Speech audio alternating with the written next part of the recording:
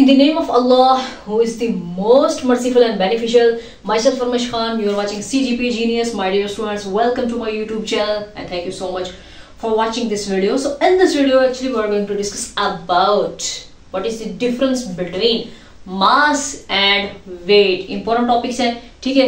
Mostly जो mass और weight है, दोनों को एक ही क्वांटिटी जो है वो कंसीडर किया जाता है, बट ऐसा नहीं होता. साइंटिफिकली ये दोनों जो है वो डिफरेंट क्वांटिटीज कहलाती हैं. मास क्या है, वेट क्या है, दोनों को डिफाइन करना है, ठीक है ना. दोनों को डिफरेंशिएट करना है. देखिए सबसे पहले हम मास को देख लेते हैं, ठीक है ना. मास क्या है, हम इसको इस तरह से भी डिफाइन करेंगे कि द कैरेक्टरिस्टिक क्या है, ये खसूसियत है, ठीक है. The characteristic of a body which determines the magnitude of acceleration, ठीक है, produced when a certain force acts upon it is known as mass of the body. एक बॉडी है ना, ठीक है, उसके ऊपर फोर्स लगाते हैं हम, ठीक है, और हम किसी भी बॉडी के ऊपर जो फोर्स लगा रहे हैं ना, तो हम ये कह रहे हैं कि वो उसके अंदर जो है वो एक्सेलरेशन क्या होता है, पैदा होता है. The characteristics of body which determines the magnitude of acceleration, यानी कि जो कि उसकी मैग्नीट्यूड ऑफ एक्सेलरेशन है, यानी कितना एक्सेलरेशन पैदा हो रहा है, जो कि उसकी मैग्नीट्यूड ऑफ एक्सेलरेशन को डिटरमाइन कर सके, मालूम कर सके, ठीक है ना. अब जिसका मास ज्यादा है उसका एक्सेलरेशन ज्यादा होगा, जिसका मास कम है उसका एक्सेलरेशन कम होगा, ठीक है.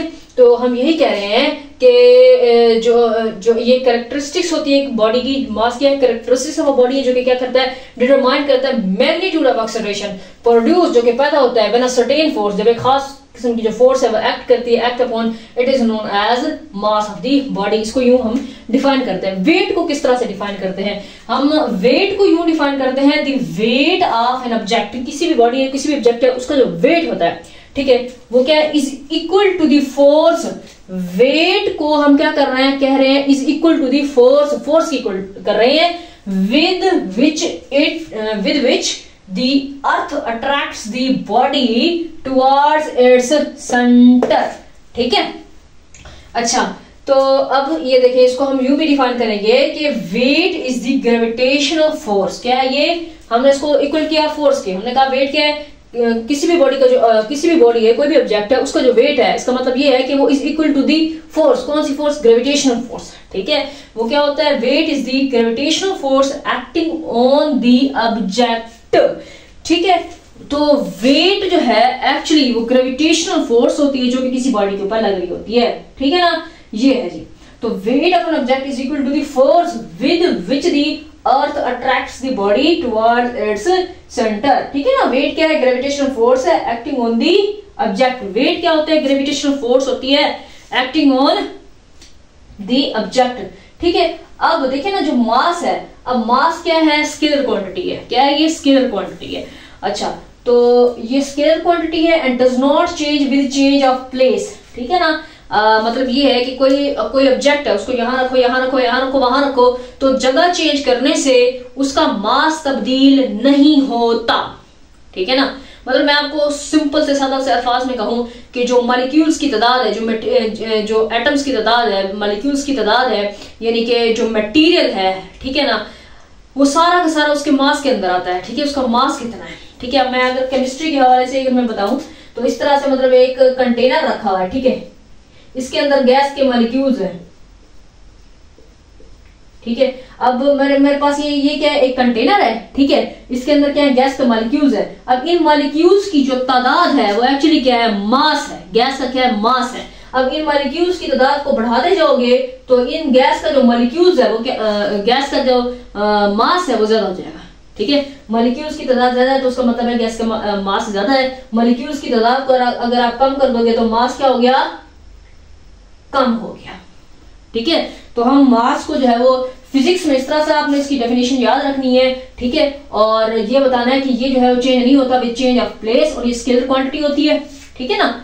इसकी कोई डायरेक्शन नहीं है, सिर्फ और सिर्फ ये स्केलर क्वांटिटी है, यानी इसमें सिर्फ मैग्नीट्यूड का कंसेप्ट है, मैग्नीट्यूड का, डायरेक्शन का कोई कंसेप्ट नहीं है, मैग्नीट्यूड का कंसेप्ट है इसमें। और इट इज मेजर्ड, हम किसी भी बॉडी का, किसी भी ऑब्जेक्ट का जो मास है उसको मेजर कैसे करते हैं, तो इसको हम मेजर करते हैं, it is measured bye comparison with standard masses using a beam balance. मतलब हम सब्जी लेने जाते हैं ना, तो वहां पर बीम बैलेंस रखा होता है, तो हम क्या करते हैं, कंपैरिजन करते हैं स्टैंडर्ड मासेस के साथ। मतलब आधा किलो का उसमें रखा हुआ होता है जी, स्टैंडर्ड मास रखा होता है, और उसके 1 kg मतलब कि 1 किलो का, ठीक है ना, उसी के हिसाब से कोई भी फ्रूट है, कोई भी सब्जी है, उसी को हम बैलेंस करके, ठीक है ना, उसी को बीम बैलेंस के थ्रू हम जो है मेजर करते हैं किसी भी बॉडी ऑब्जेक्ट है उसका मास। हम इस तरह से मेजर करते हैं। किस तरह से हम क्या करते हैं, it is measured bye comparison with standard masses using a beam balance, ठीक है। तो इसका जो ऐसा यूनिट होता है वो होता है केजी। क्या होता है केजी? मतलब 5 किलो, 2 किलो, 3 किलो, 4 किलो। अगर हम इस तरह से कहें किसी बॉडी का,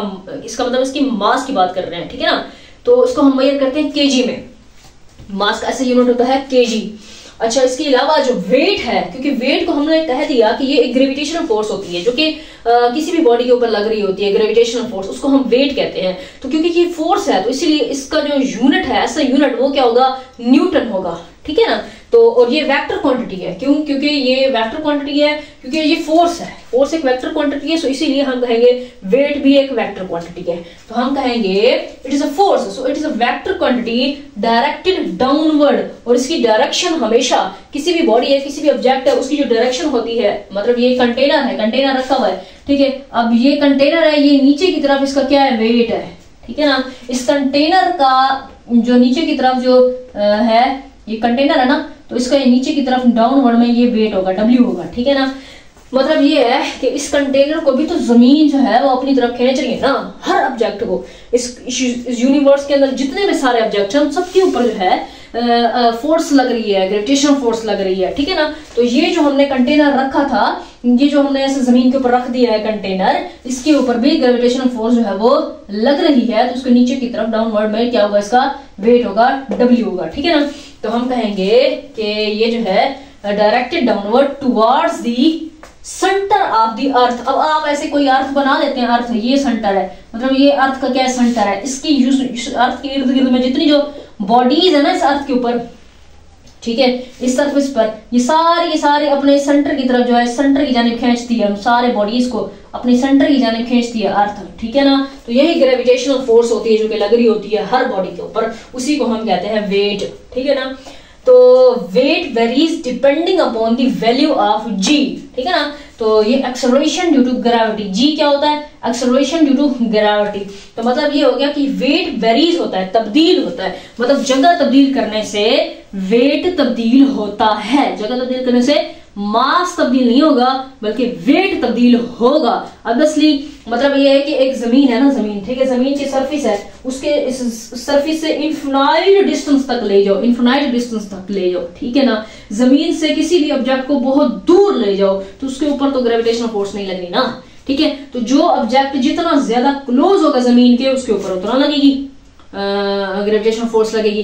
तो इसीलिए जो है ग्रेविटेशनल फोर्स डिपेंड, ये जो वेट है वो डिपेंड करता है किसके ऊपर, वैल्यू ऑफ g, ठीक है, ग्रेविटेशन एक्सेलरेशन के ऊपर डिपेंड करता है, ठीक है, क्योंकि ये ग्रेविटेशन एक्सेलरेशन नेगेटिव भी होता है और पॉजिटिव भी होता है, ठीक है ना। मतलब ये है कि मेरे पास ये, इसको मैं इस तरह से नीचे फॉल करूंगी तो एक्सेलरेशन जो है वो मेरे पास पॉजिटिव होगा। अगर मैं इसको ऊपर को यूं फॉल करती हूँ, ऐसे मतलब ऊपर को करती हूँ, फिर इसने ग्रेविटेशनल फोर्स की जैसे नीचे आना है, मतलब ये नेगेटिव एक्सेलरेशन के अंदर आ जाता है, ठीक है। तो मतलब ये हो गया कि इसकी जो वेट है वो क्या होगा, वेरीज करेगा depending upon the value of g, acceleration due to gravity होता है g। ओके, सो ऐसा unit of weight is newton, हमने पहले बता दिया। It is measured by a spring balance, इसको स्प्रिंग बैलेंस से हम मेजर करते हैं, यानी कि वो स्प्रिंग बैलेंस होता है ना, इस तरह से हमने पकड़ा हुआ होता है नीचे, दानों की बोरी आटे की बोरी होती है, इस तरह से हमने स्प्रिंग बैलेंस के थ्रू हम इसको क्या कर रहे होते हैं, इसके वेट को क्या कर रहे होते हैं, मेजर कर रहे होते हैं। ये इक्वेशन है W=mg, ठीक है। यहाँ पर ये क्या ग्रेविटेशनल एक्सेलरेशन है और ये m क्या मास है, ठीक है जी, यस। तो अभी जो है होप सो आपने इसका जो कंसेप्ट है ना मास का और वेट का अंडरस्टैंड कर लिया होगा। आप लोगों ने मुझे बताना है कि आप लोगों को ये टॉपिक समझ आया या फिर नहीं आया। ओके, इंशाल्लाह मिलते हैं नेक्स्ट लेक्चर में। अल्लाह हाफिज।